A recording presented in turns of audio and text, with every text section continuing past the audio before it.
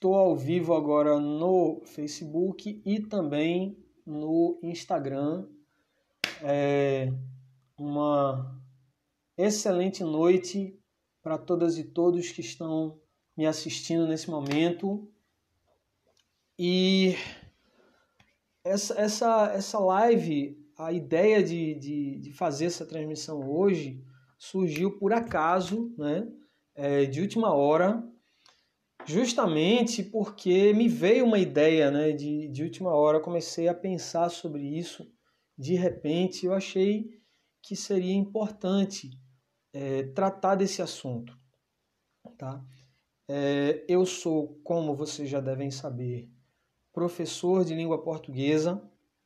Eu sou professor de língua portuguesa no estado da Paraíba e no estado de Pernambuco, né? E já sou professor há alguns anos. Sou graduado em Letras pela Universidade Federal de Pernambuco desde 2012. Né? Sou especialista em língua portuguesa e literatura brasileira e cheguei a iniciar um mestrado em letras, um mestrado profissional em letras na Universidade Federal de Pernambuco.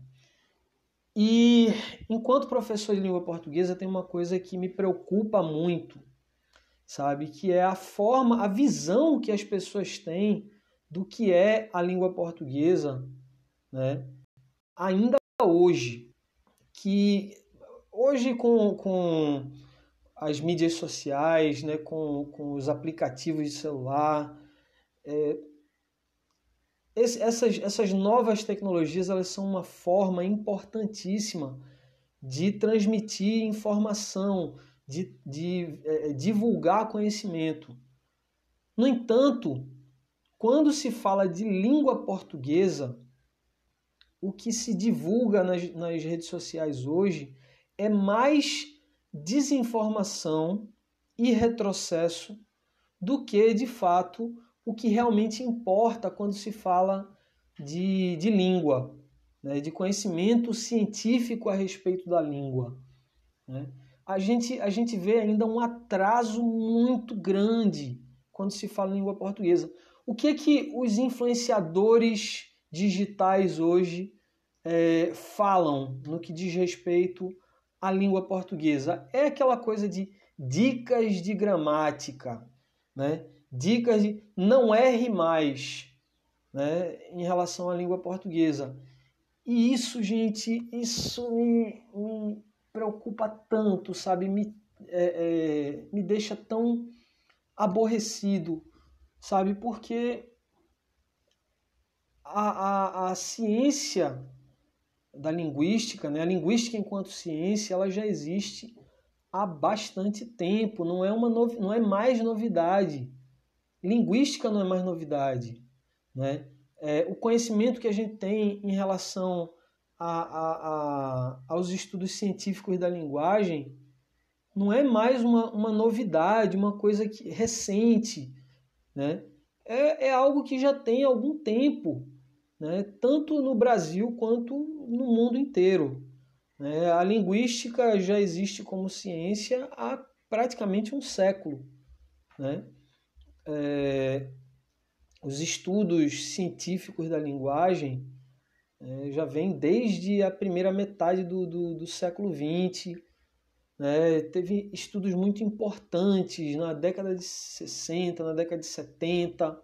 Né? A sociolinguística variacionista já existe há bastante tempo, desde a década de 70. Né?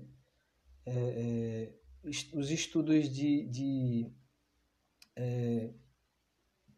os estudos sobre a variação linguística, né?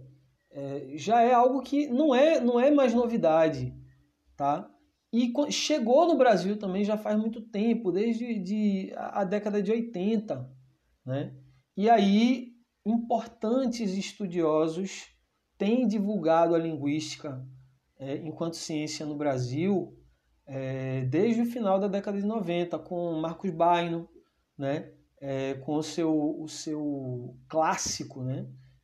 Preconceito linguístico, que é como se faz, que é um livro que já está aí desde, acho que 1999, que é o ano da publicação da primeira edição. Já vai mais de 50 edições, né, do preconceito linguístico. Círio Pocente, né, vem falando sobre esse tema já há muito tempo, tem publicações importantíssimas, né?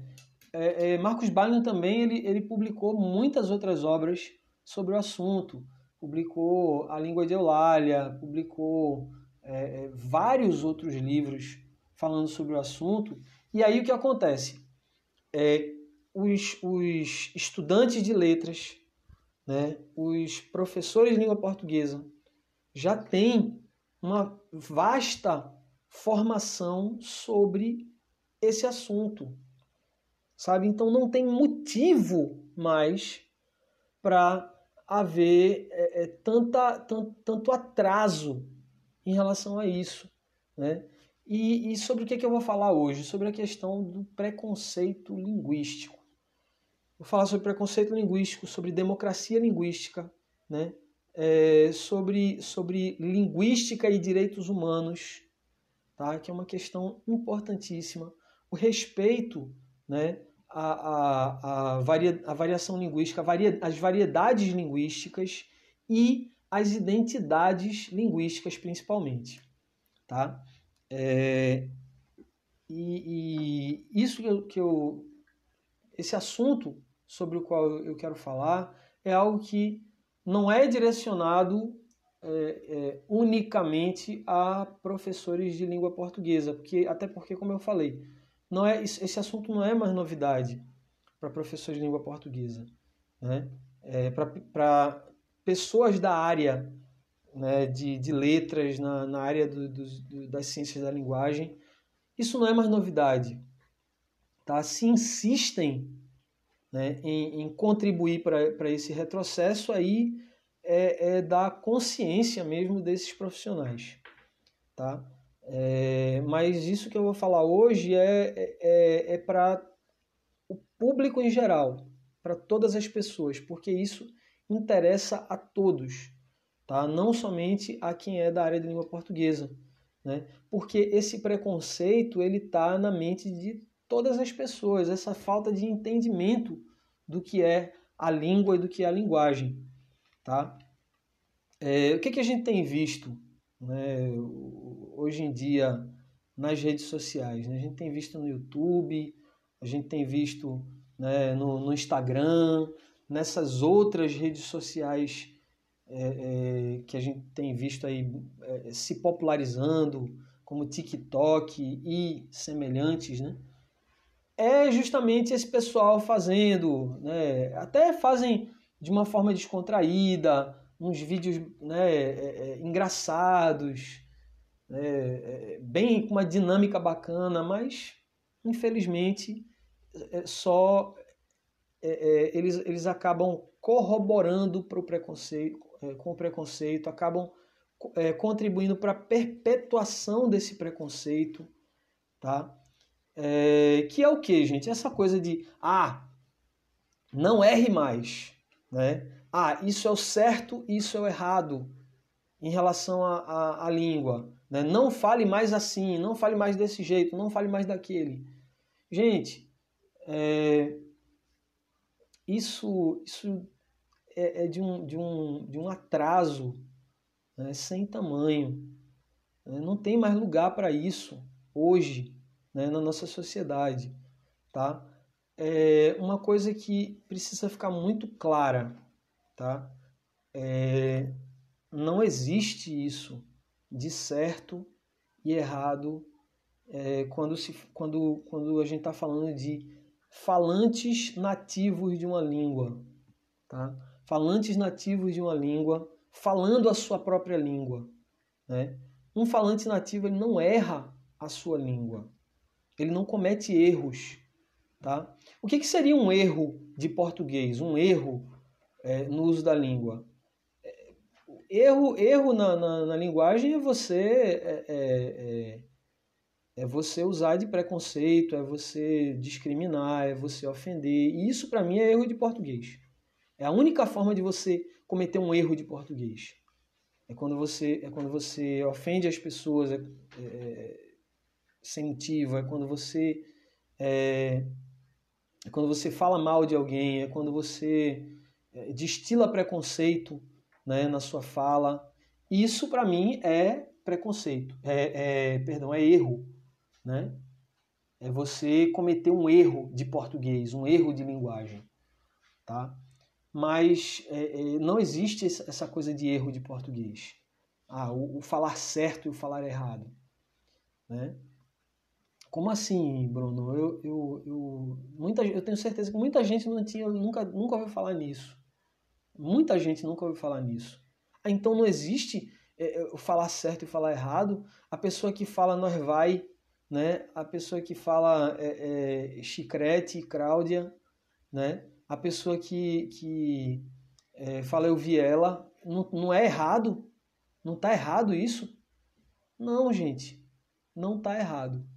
É só uma maneira diferente de falar, tá? O que acontece, gente? Eu vou fazer vou tentar fazer uma breve, né, contextualização, uma explicação assim, uma contextualização histórica, né, do que é a língua, né, para a gente entender como a língua funciona, para que vocês possam entender por que não está errado, né? Por que não existe esse português errado. Quem pode falar português errado é um estrangeiro. Um estrangeiro, sei lá, um norte-americano, um alemão, tentando falar português, aprendendo a falar português, ele pode cometer erros. O que seria um erro? Seria ele falar um alemão, por exemplo, um alemão, francês, americano, inglês, tentando falar português, ele vai e diz uma coisa que nenhum falante nativo falaria. Aí é um erro. Ele está tentando aprender a língua, ele está tentando falar a língua e ele, né, comete ali um desvio, né, e que ele não vai... Principalmente assim, seria um erro se ele não pudesse ser compreendido por um falante de língua portuguesa. Aí isso a gente pode até considerar erro. Mas o indivíduo que fala nós vai, né? Por que não é erro, gente? Vamos tentar entender isso, né? Como é que uma língua surge, né? Uma língua natural? É um processo bastante, assim, difícil de você precisar onde é que está a origem da língua, onde é que a língua nasceu, né? A língua, a capacidade da linguagem é algo intrínseco do ser humano, né? O ser humano desenvolveu a capacidade da linguagem há dezenas de milhares de anos, né? Praticamente assim, desde que o ser humano surgiu na face da Terra, né?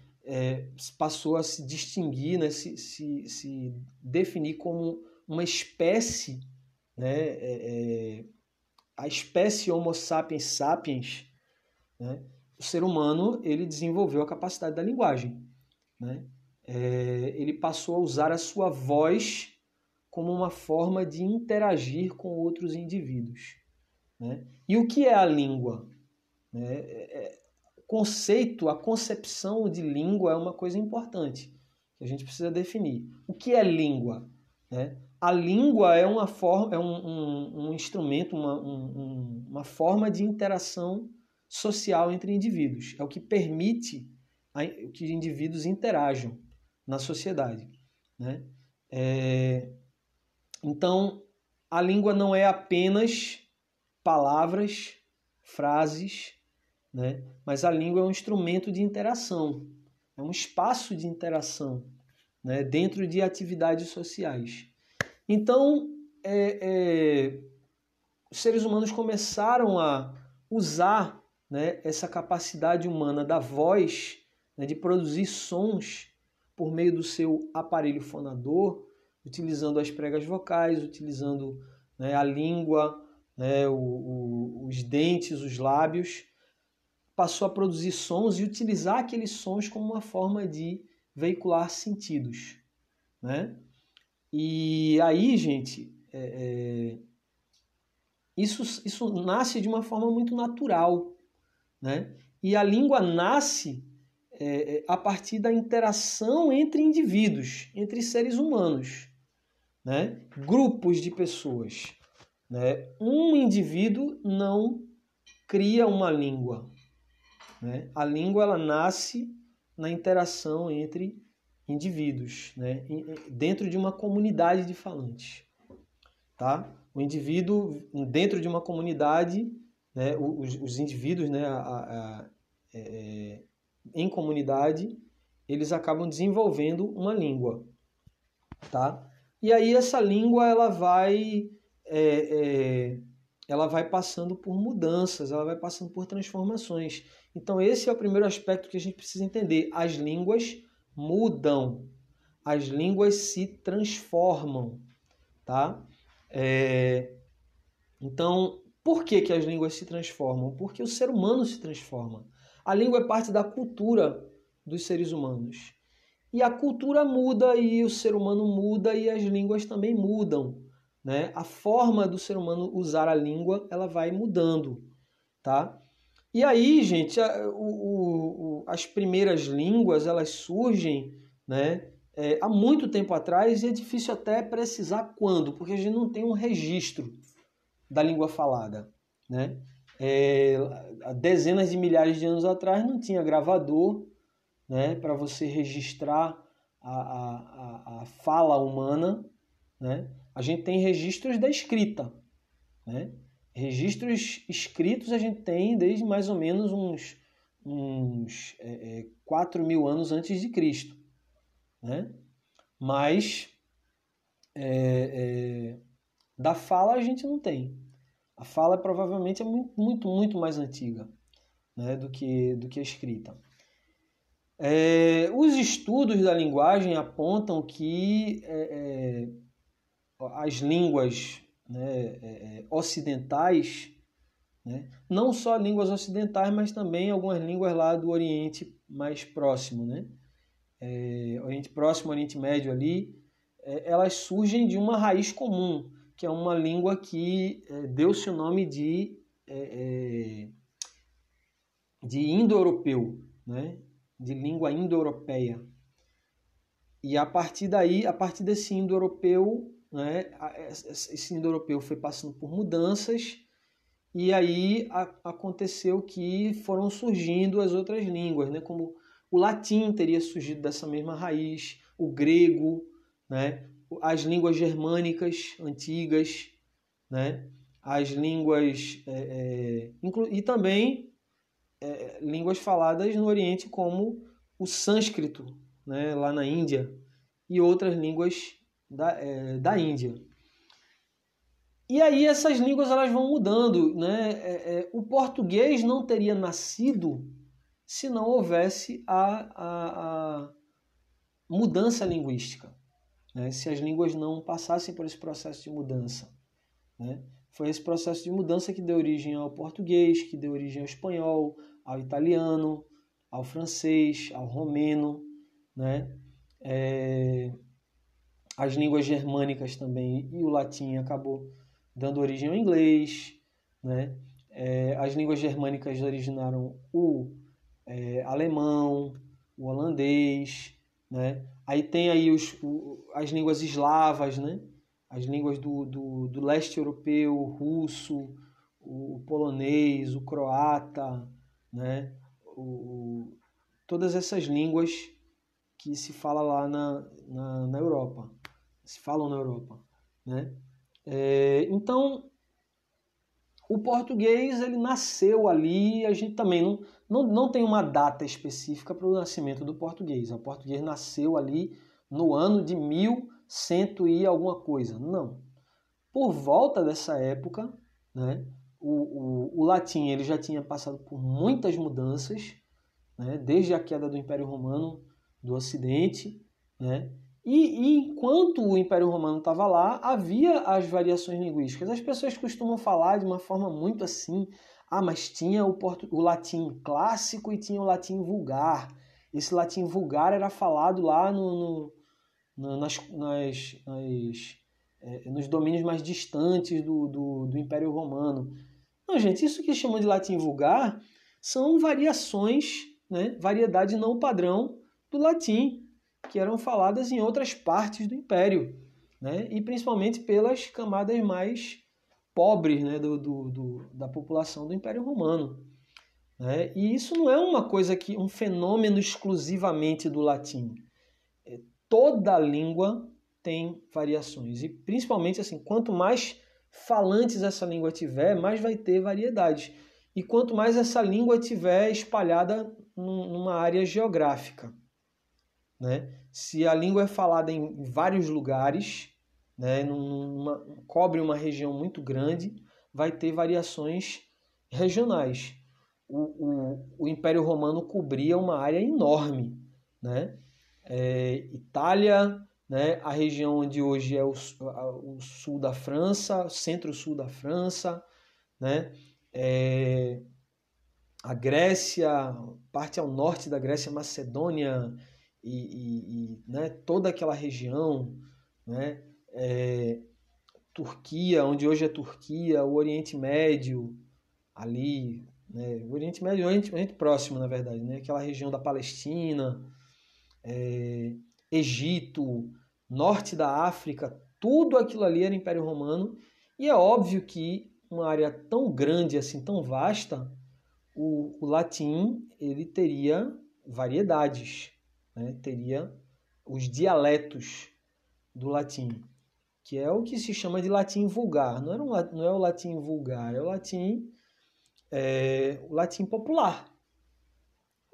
As variedades, que com certeza não era uma só. Né? Não era só latim clássico, latim vulgar. Provavelmente havia várias formas de se falar o latim nas diversas regiões que compunham o Império Romano.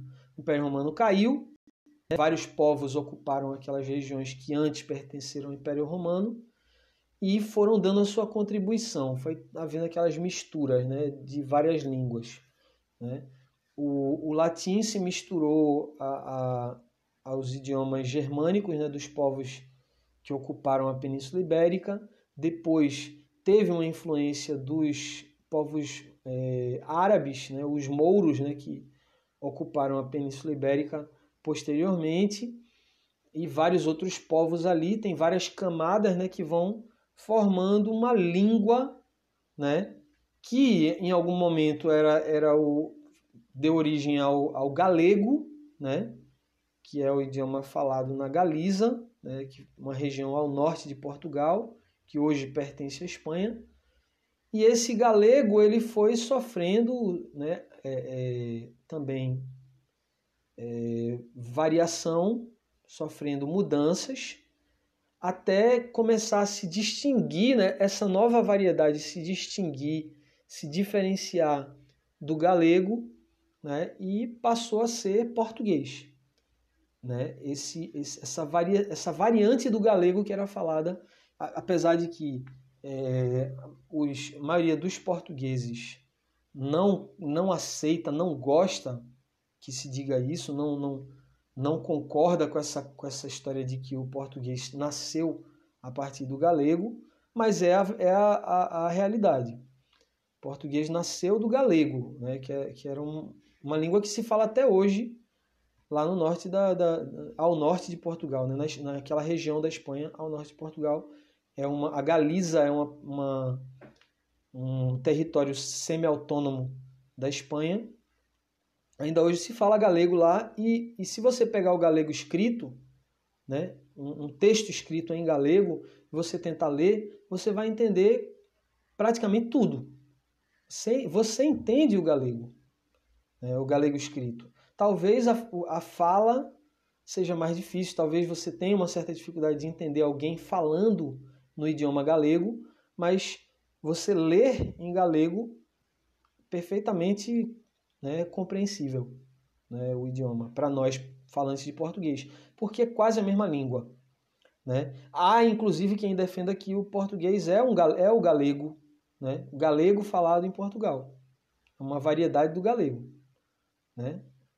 Um dialeto do galego. Mas, enfim, aí não se sabe exatamente quando o português nasceu, né? Mas, assim, não se sabe não tem como você precisar uma data. Mas o português surge ali, mais ou menos, né, por volta do século XI, lá em Portugal, na região, né, onde hoje é Portugal. E de lá para cá o português sofreu muitas mudanças, muitas transformações. E aí você pensa, né, esse português, esse idioma, né, nasceu ali como um idioma, é uma língua natural. Ninguém, não foi uma pessoa que chegou, eu vou inventar agora o português, né? As línguas naturais, elas surgem, né? E vão se diferenciando. E aí, esse português que nasceu lá por volta do século XI, século X, século XI, vai se transformando, vai se modificando até chegar ao que é hoje. E quem é o dono do português? De quem é essa língua? Quem é que manda no português? Quem é que define qual é o português certo? Mas as pessoas têm que falar português corretamente para não corromper a língua. O que é corromper a língua? Corromper é mudar a língua, é fazer com que a língua se transforme? Então, por que é tão perigoso a língua se transformar se ela é o resultado de uma longa série de transformações que durou vários séculos? Se o português não mudasse, nós ainda estaríamos falando latim. Nós falamos português hoje porque porque a língua mudou. A língua sofreu transformações e ela continua sofrendo transformações. Mas chegou um ponto em que aí as pessoas não querem mais que ela mude. Não podemos permitir agora, vamos tentar cristalizar a língua para que ela não mude mais. Não dá, a língua é viva, a língua se modifica, a língua se transforma. E o dono da língua, os donos da língua, na verdade, são os seus falantes. É a comunidade de falantes, né? É a população que usa aquela língua, né? Os falantes são os verdadeiros donos. Se eu quero saber como é o português certo, né? E aí eu estou usando o português certo, o que seria o português certo? Aquilo que eu falei no início da nossa live. Português certo é o português que os falantes nativos falam, tá? O que é o português errado? É alguém que não é falante nativo do português tentando falar o português e aí não fala do jeito que o nativo fala, né? Não consegue interagir com o nativo, né, em língua portuguesa. Ele errou, ele cometeu um erro, tá? Mas o português certo é como o falante nativo fala, né? Então,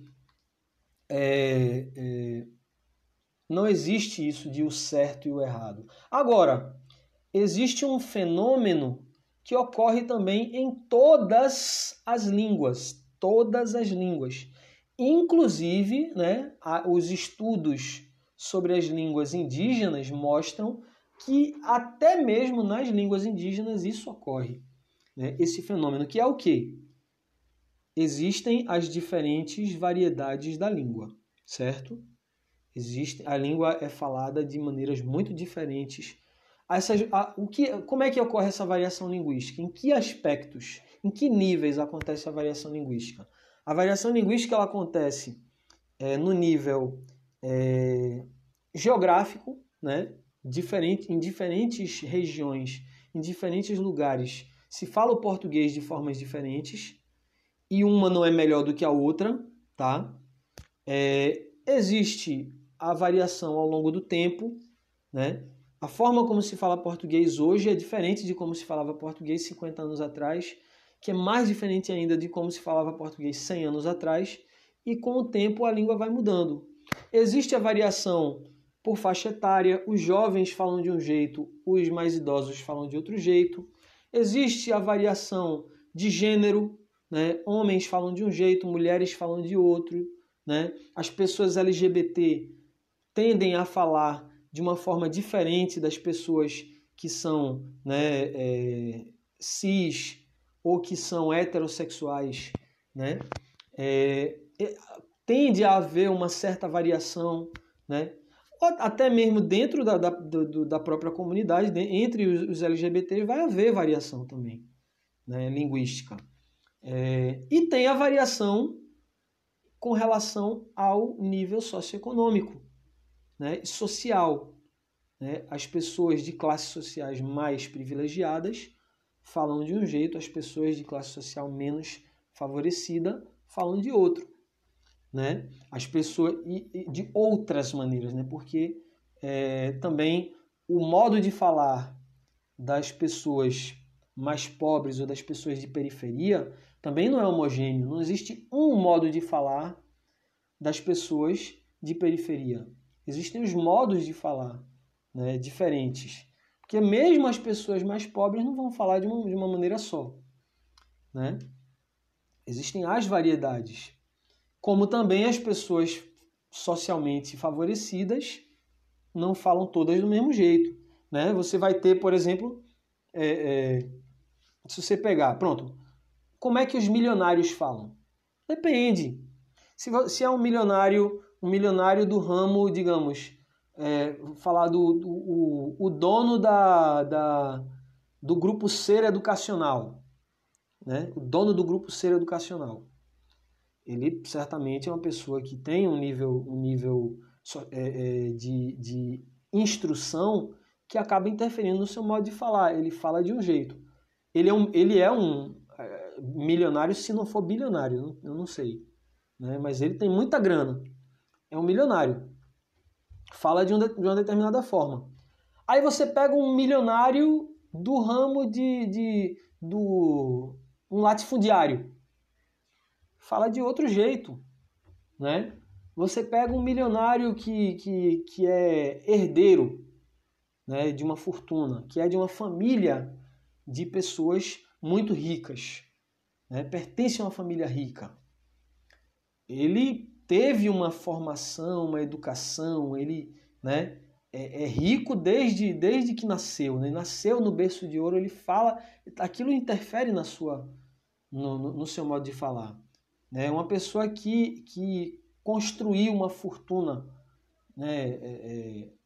Construiu uma fortuna com seu trabalho ou com alguma atividade. Ele veio de uma origem menos abastada, né? E se tornou milionário. Ele vai falar de uma outra maneira. Então, a variação linguística ela se dá de diversas formas, né? E existem diversas variedades de uma mesma língua. Agora, em todas as línguas vai acontecer isso, as variedades linguísticas. Em todas as línguas vai ter uma língua, né, uma variedade daquela língua, na verdade, né, um dialeto daquela língua, que vai pertencer ao grupo dominante, à classe dominante naquela sociedade. E aquela variedade linguística ela é privilegiada. Toda língua tem variedades privilegiadas, variedades prestigiadas, na verdade. Variedades prestigiadas daquela língua. Né? E isso não é diferente no português. E essa noção de uma variedade padrão, de uma norma padrão, vem já de muito tempo. Né? Muito antigo isso.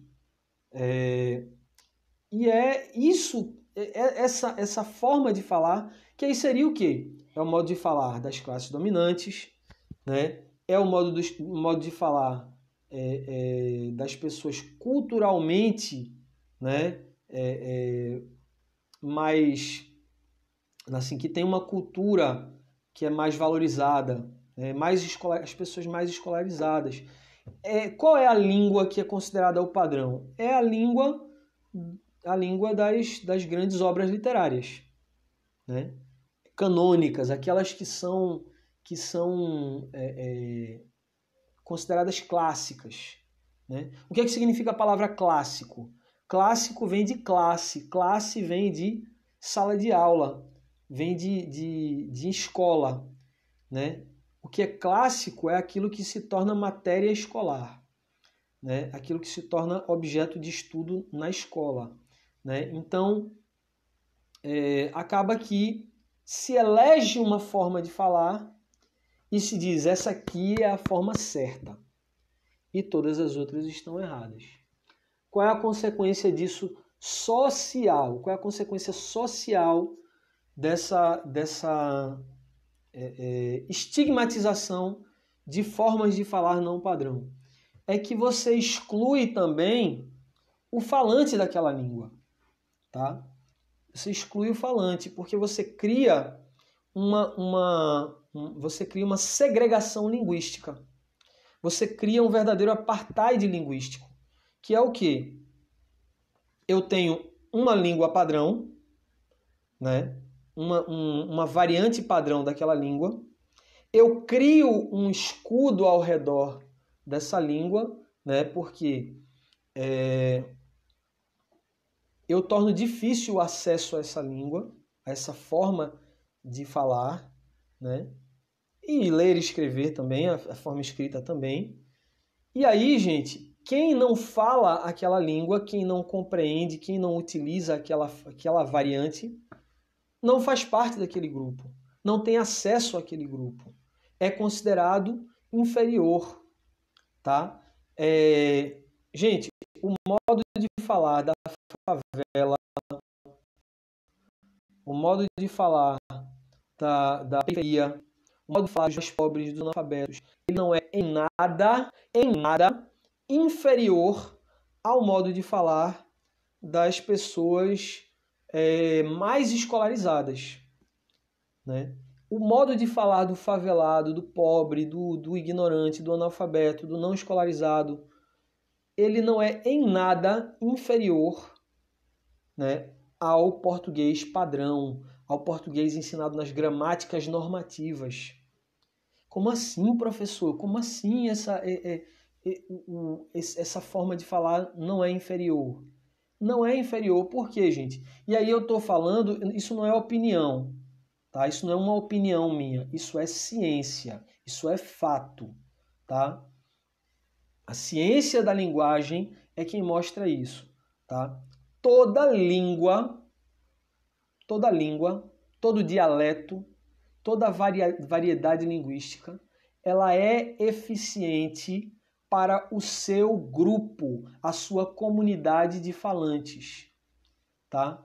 Toda variedade linguística, ela é eficiente, ela atende às necessidades linguísticas, comunicativas e de interação daquele grupo que a utiliza. Por isso aquele grupo a utiliza, tá? Se a gente vai para a favela, se a gente vai para a periferia, né? Aí aquela comunidade ali, ela consegue interagir tranquilamente com aquela variedade linguística que ela usa, tá? O feirante, muitas vezes, o feirante ali, que às vezes nem tem educação formal, não tem estudo, né? Não sabe nada de gramática normativa, de norma padrão, né? Mas ele consegue negociar, ele consegue barganhar, ele consegue, né, convencer você a comprar o seu produto, né? Tranquilamente, usando aquela sua variedade, aquele seu falar que muitos consideram errado, pobre, né? Por exemplo, tem quem diga tal língua ela é mais rica do que outra língua, tal variedade ela é mais rica do que outra variedade, né? Porque, por exemplo, compara-se muito a língua portuguesa com as línguas indígenas. Mas as línguas indígenas são línguas selvagens, são línguas bárbaras. Essa noção de língua bárbara existe lá desde a antiguidade, a gente sabe disso. Justamente, chamavam de bárbaros aqueles que não pertenciam ao Império Romano ou que não eram gregos, né? Eram bárbaros, né? O termo bárbaro é um termo que é depreciativo, né? Bárbaro, assim, existem muitas controvérsias em relação à origem do termo bárbaro, né? Uns falam que o termo bárbaro se origina de barba, né? Porque os povos germânicos, os povos não romanos, né, não tinham o hábito de se barbear para ir à guerra, eram guerreiros que usavam barba, né? Aí se associa bárbaro àquele povo, mas também bárbaro há quem defenda, há teorias que defendem que o termo bárbaro se origina de uma onomatopeia, né? É a imitação do som de uma ave selvagem, né? O baru-baru, né? Baru-baru, que seria um som que uma ave selvagem emite, querendo dizer que, né, os gregos eles queriam dizer que os povos não gregos eles falavam como aves. Eles tinham um modo de falar primitivo, selvagem, como de uma ave selvagem, né? Então, costuma se comparar, né? O português, que é um idioma mais sofisticado, né? O português, o francês, o italiano são idiomas mais sofisticados em relação às línguas selvagens lá da floresta, né? Os idiomas indígenas, porque, por exemplo, os índios não têm uma palavra para avião, né? Por exemplo, se eles querem se referir ao avião, eles usam um termo que significaria ave de fogo, ave de ferro, né? Ou ave de metal, ou não sei o quê, porque não tem a palavra para aquilo. Gente, se uma língua não tem uma palavra, né, ou um termo para determinada coisa, é porque a comunidade de falantes daquela língua não usa aquela palavra. Não precisa, não se refere àquilo, tá? Uma sociedade em que as pessoas não usam computador não vai ter uma palavra para o computador, não precisa de uma palavra para o computador.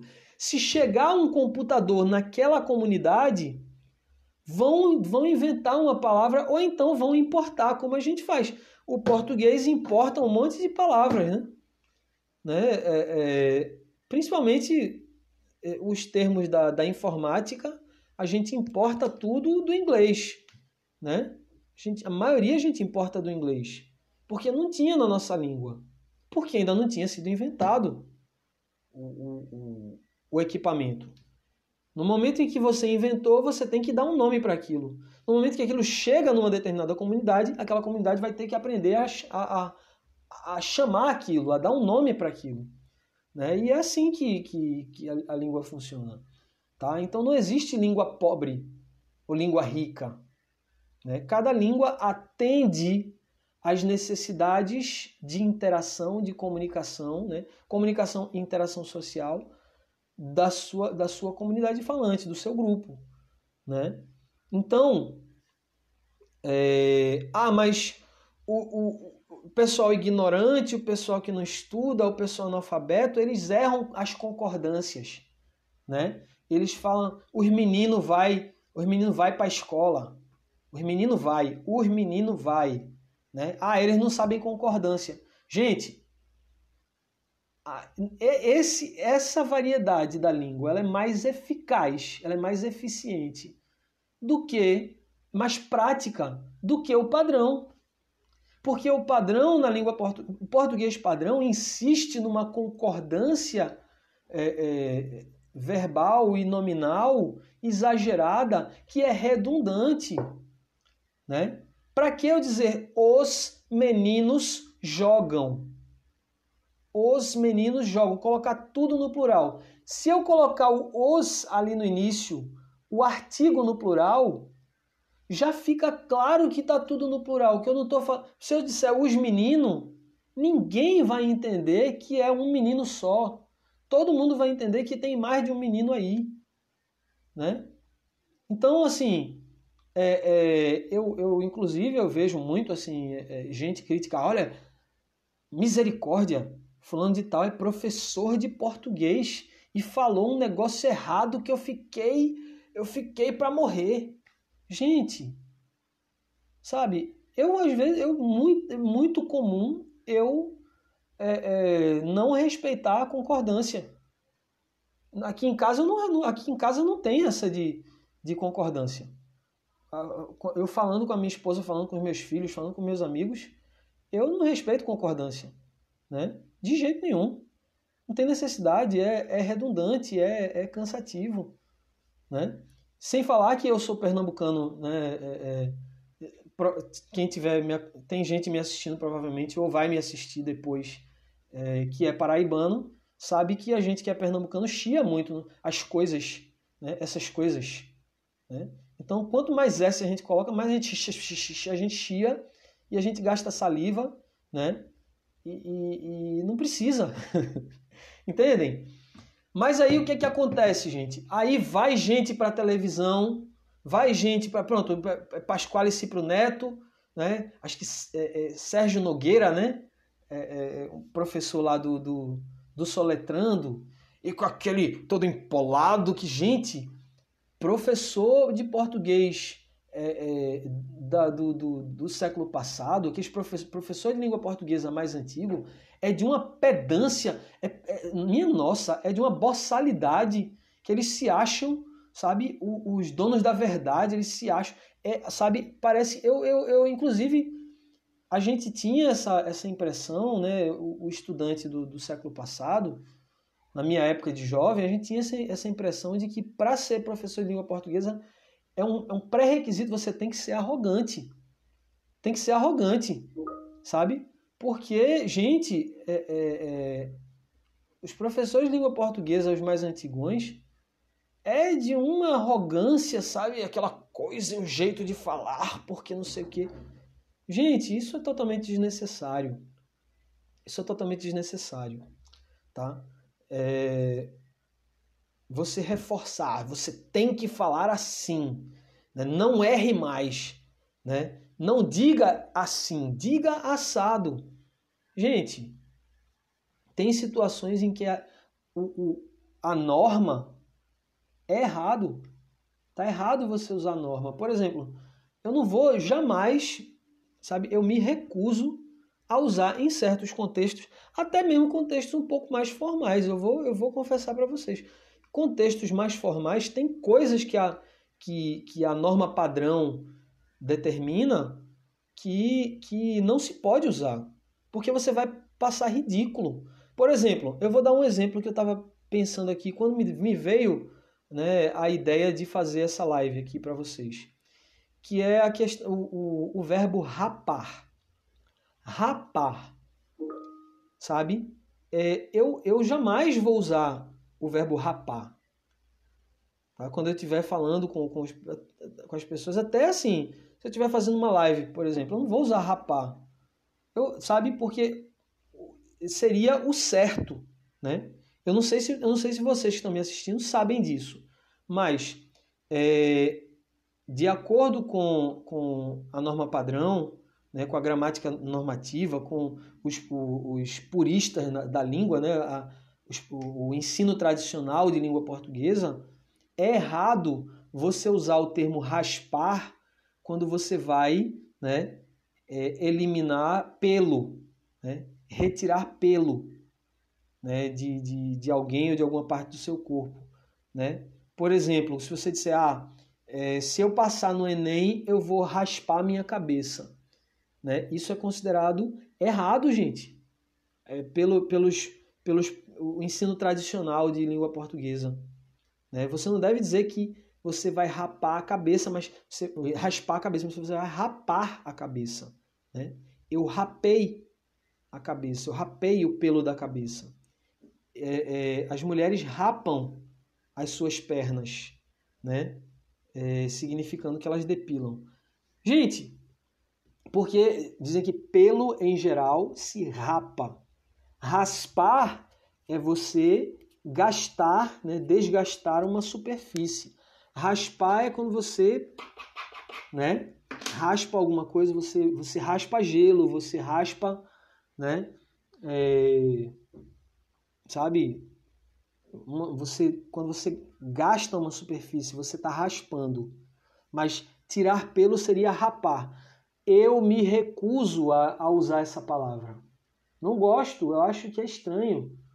É esquisito, tá? Então, gente, aí você vai me perguntar, aí vamos entrar. Tá, mas professor, então quer dizer que o professor de língua portuguesa não vai ensinar né, essa forma, a norma padrão. O papel do professor de língua portuguesa não é ensinar a norma padrão. Vamos entender, gente. Primeiramente, o papel do professor de língua portuguesa, isso eu posso dizer, não é dizer para o aluno como ele deve falar. O papel do professor de língua portuguesa não é dizer ao estudante como ele deve falar a sua própria língua. Tá? Esse não é o papel do professor de língua portuguesa. O professor de língua portuguesa ele deve ensinar a norma padrão, deve ensinar as variedades urbanas de prestígio, né, que antigamente a gente chamava norma culta. Né? Mas esse termo é inadequado, norma culta, porque, primeiro, que não existe só uma, né, norma culta. E segundo, que quando você chama de norma culta, quer dizer que você passa a ideia de que quem não fala na norma culta não tem cultura. E todo ser humano tem uma cultura. Todo ser humano tem uma cultura. Né? O papel do professor é ensinar as variedades urbanas de prestígio? Sim.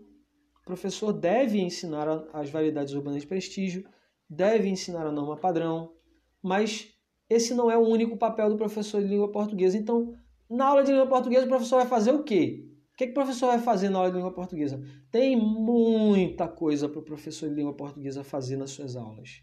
Tem muita coisa para o professor de língua portuguesa ensinar. O que o professor de língua portuguesa pode ensinar? O professor de língua portuguesa ele vai trabalhar, primeiro, a minha opinião, né, enquanto professor de língua portuguesa, né, a minha visão, a minha concepção de ensino de língua portuguesa é que o principal, né, foco do ensino de língua portuguesa deve ser em gêneros textuais. A gente entender o que são os gêneros textuais, como eles funcionam, né? E aí, a partir do trabalho com gêneros textuais, aí vai surgir trabalho de leitura, né? O professor de língua portuguesa ele tem que trabalhar a leitura com seus alunos, ensinar os seus alunos a ler, né? É muito importante. Mas ler, de fato, não decodificar palavras escritas, né? Não saber juntar as letras e ler as sílabas e ler palavras, né? Isso é alfabetizar, né? Alfabetizar é importante? É importantíssimo. Mas letrar é tão importante quanto, ou até mais importante do que o alfabetizar. É inserir o estudante no mundo letrado, na cultura letrada. Né? A leitura é algo fundamental. O brasileiro não sabe ler. O brasileiro médio não sabe ler. Mas ele decodifica palavras. Mas ele não sabe, ele pega um texto. E isso eu posso fazer assim. Eu posso fazer teste com vocês para provar para vocês que o brasileiro não sabe ler. Né? Eu vou colocar um texto, né, aí postar um texto aí nas minhas redes sociais, aí no Facebook, aqui no Instagram. E aí eu vou pedir para você fazer um comentário sobre esse texto. Qual é a sua opinião sobre isso que eu acabei de escrever? E aí vai sair vai ter um monte de gente que vai comentar coisa que não tem nada a ver com o que eu disse. Né? Vai dizer, olha, mas eu não concordo por causa disso. Aí eu vou dizer, amigo, eu não disse isso no texto. Leia o texto direitinho e você vai ver que não está escrito, isso que você está dizendo não está no meu texto. Porque o brasileiro médio não sabe ler. Ler, escrever, né? A prática da escrita. No ensino fundamental, os estudantes, principalmente o fundamental anos iniciais, os alunos não deveriam estudar gramática. Nada de gramática. No ensino fundamental, o foco deveria ser leitura, escrita e oralidade. Leitura, escrita e oralidade. Oralidade por quê? O brasileiro sabe falar. O objetivo da aula de língua portuguesa também não é ensinar falante de português a falar português. Falante de português já fala português. Nós já sabemos falar português. A aula de português deve servir para ajudar os alunos a aprenderem a falar em certos gêneros textuais da oralidade. Aí é importante, né? O estudante aprender, porque o brasileiro sabe falar, mas muitas vezes não sabe debater, não sabe como se expressar adequadamente, interagir adequadamente usando a língua em uma entrevista de emprego, em diversos contextos formais do uso da língua falada. Então, o professor de língua portuguesa ele deve ensinar, né, trabalhar a oralidade. E ele deve ensinar o padrão, porque existem certos gêneros que exigem o uso do padrão. Você precisa usar um certo padrão, né? Então, e o que mais? Aí quando você chega no ensino médio, o professor de língua portuguesa ele deve trabalhar análise linguística, que é o quê? É você lançar um olhar científico sobre a língua. Né? Um olhar de cientista, um olhar de investigador, um olhar de pesquisador para a língua. E aí você vai me perguntar, e gramática? Não é para ensinar gramática na escola? Sim, o professor de língua portuguesa deve ensinar gramática sim, mas ensinar a gramática, né? Estudar a gramática, analisar a gramática dentro da língua, né? Não deve ser um processo normativo, um processo de como você deve usar a língua. Mas é um processo ali, uma prática, um exercício de entender como a língua funciona, quais são os mecanismos internos que fazem com que a língua ela funcione, né? E analisar a língua, fazer análise linguística não é só estudar a gramática da língua, mas é também estudar os efeitos de sentido, estudar as intenções, a intencionalidade discursiva, a intencionalidade por trás da língua, né? É entender a língua enquanto estudioso, enquanto pesquisador, enquanto cientista, né? Estudar a linguagem é isso. Então, esse é o papel do professor de língua portuguesa, tá? Mas o professor de língua portuguesa ele deve dizer, olha, a norma padrão funciona assim, assim, assim. A gramática diz isso. E fazer essa comparação. O padrão é esse, mas no dia a dia a gente faz assim. Tem grupos que falam assim, assim, assim, assim. O substantivo funciona desse jeito no padrão e desse jeito no dia a dia, né? E nunca dizer, não, a partir de agora você nunca mais vai falar assim, você vai falar assim. Esse não é o papel do professor de língua portuguesa, gente. Tá? E gente, não existe uma forma feia de falar. Ah, mas eu acho tão feio quem fala nós vai. Ah, mas o caba começou a falar errado, eu não quis mais saber dele, né? Eu terminei o namoro porque ele falava português tudo errado. Gente, todo o incômodo que a gente sente, né, com um determinado modo de falar, não tem nada a ver com a língua em si. Todo preconceito linguístico é um preconceito social. Quando você discrimina um modo de falar, você na verdade está discriminando quem fala, tá? Porque o chamado erro de português, ele só incomoda, só é feio, só causa aquele desconforto quando é praticado, quando é cometido, esse erro é cometido pelo mais pobre, por aquele indivíduo da periferia, né? Pelo favelado, pelo analfabeto. Agora, os falantes, né? As pessoas de classe social mais privilegiada, né? Aquele artista, aquela celebridade que você gosta, se ele cometer determinado erro, aquilo não é tão grave.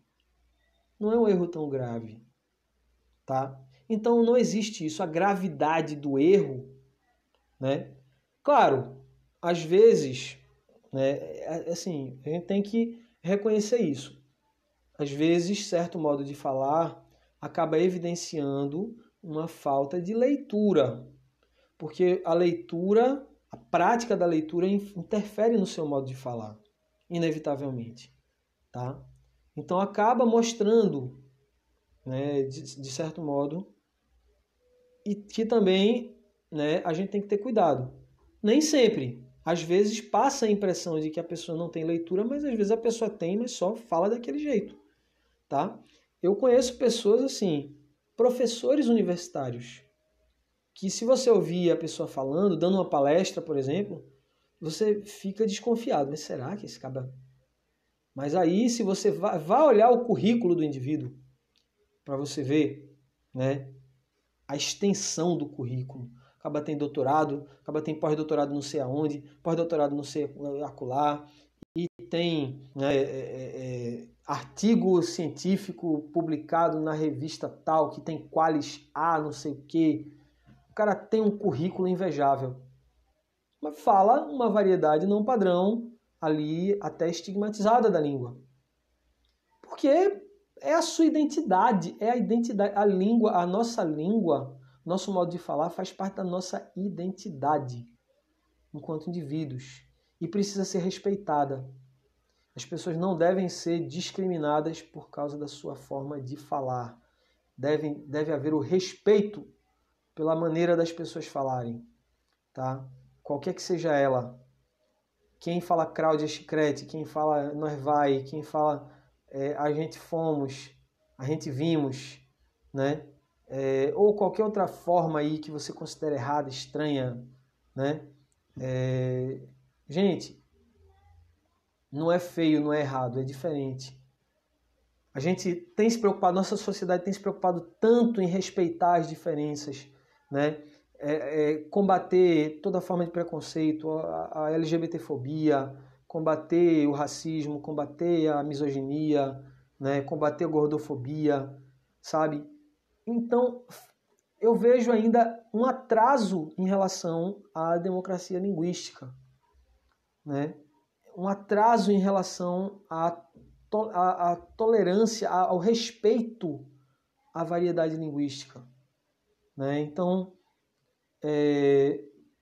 é outro preconceito que deve ser combatido e que não é menos importante. O preconceito contra o modo de falar, tá? Preconceito contra o modo de falar, não apenas o modo de falar regional. Esse tema ele ficou muito em alta com o Big Brother, né, que a gente teve participantes nordestinos no programa que tinham um modo de falar, né, característico da nossa região, que foi, né, alvo de preconceito. E, né, interessantíssimo, né, que, ironicamente, os dois participantes do programa que sofreram, que representaram o Nordeste, ali, o modo nordestino de falar, são pessoas altamente escolarizadas. Um é doutorando, a outra, né, se eu não me engano, tem formação em letras e direito, né? Letras e direito. Então, gente, sabe? O preconceito linguístico é um preconceito assim grave que precisa ser combatido da mesma forma. Não dê ibope para esse povo que faz esse TikTok engraçadinho, né? Porque isso, porque o português assim, português não sei o que lá, dicas de português. Gente, não vão atrás disso, gente. Sabe? Procurem aprender, né, o que tem de mais recente, de mais atual nos estudos da linguagem, na ciência da linguagem, tá? Que esse pessoal está totalmente desatualizado em relação à linguagem, tá? Eu vou ficar por aqui. Esse assunto renderia, né, mais 2 horas de live. Tem 2 horas mais de assunto para eu falar sobre preconceito linguístico. Tanto é que, né, a quantidade de livro que já foi publicado sobre esse assunto, né? Marcos Baio publicou o preconceito linguístico quando foi publicado em 99, se eu não me engano, a primeira edição era um livro fininho assim, e ele foi fazendo novas edições. A 52ª edição que eu tenho, acho que essa 52ª edição do livro já é assim, ó, já é 3 vezes a espessura da primeira edição. porque é muito assunto, né, para se falar ainda sobre isso. Mas eu espero que eu tenha dado uma noção sobre o que é o preconceito linguístico. Eu espero que vocês tenham aprendido alguma coisa, tenham gostado, tá? E que se engajem também nesse combate ao preconceito linguístico. Tá? Um grande abraço a todas e todos que me assistiram até aqui, muito obrigado. Essa questão também do sexismo na linguagem seria outra questão que dá para. Eu vou fazer depois uma live sobre isso, tá? A questão de gênero neutro e etc., que é importante, e tem gente babaca que nunca estudou, que não chegou muito longe, né, nos estudos da linguagem, tá querendo opinar, falando bobagem sobre isso, tá? Criticando essa questão de gênero neutro. Tem muita coisa para se falar sobre isso, eu vou fazer uma live posteriormente, mas vou ficar por aqui. Já estou há bastante tempo nessa live. Um grande abraço a todas e todos e até a próxima. Tchau, tchau, gente. Tchau.